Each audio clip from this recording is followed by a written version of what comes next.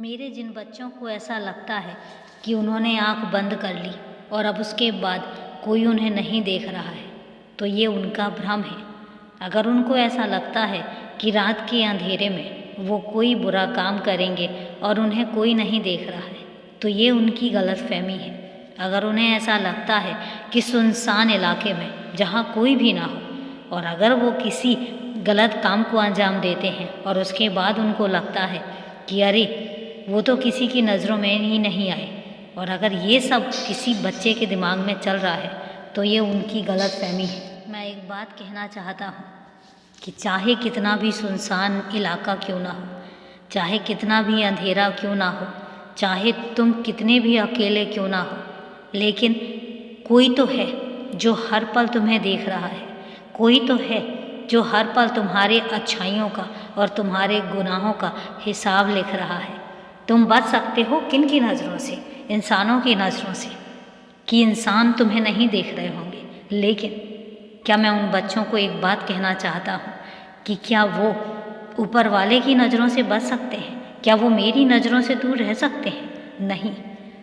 मैं तो उस जगह भी देख सकता हूँ जिस जगह प्रकाश नहीं पहुँचता। मैं उस जगह पर भी होता हूँ जिस जगह पर एक रोशनी, सूरज की रोशनी भी नहीं पहुँचती। मैं उस जगह पर भी देख सकता हूँ जहाँ कोई भी नहीं जाता। मेरी नज़रों से बचना मुश्किल ही नहीं, नामुमकिन है, क्योंकि मेरा जो हिसाब किताब है वो किसी और के ज़रिए नहीं, मैं खुद लिखता हूँ। और जब मैं स्वयं हिसाब किताब करता हूँ तो फिर उसमें किसी की ज़रूरत नहीं होती, मुझे किसी की ज़रूरत ना मुझे पड़ती है। तो मैं उन बच्चों को समझाना चाहता हूँ आज कि अगर उन्हें ऐसा लगता है कि वो बच गए तो वो बहुत बड़ी गलतफहमी का शिकार हो रहे हैं। और मैं उनको एक बात समझाना चाहता हूँ, कभी भी कुछ भी गलत करने से पहले, कभी भी किसी के बारे में गलत सोचने से पहले ये ज़रूर सोच लेना कि गुनाहों का अंजाम जो होता है वो सिर्फ गुनाह ही होता है, और जब उसकी सज़ा मिलती है, चाहे वो आज ना मिले लेकिन जिस दिन मिलेगी वो बहुत कष्टदायी होती है। इसलिए कभी भी किसी भी गुनाह से, कभी भी किसी छल कपट से और कभी भी किसी बुरी नीयत से बिल्कुल बच के रहो।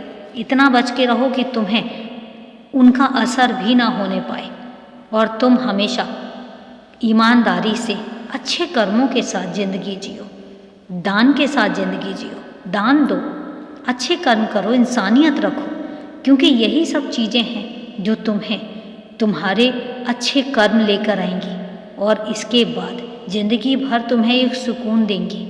बुरा कर्म करने वाला बुरा कर्म कर जाता है, लेकिन जब रात में वो सोने लगता है ना, तो उसकी अंदर आत्मा कचोटती है कि उसने बुरा कर्म किया है।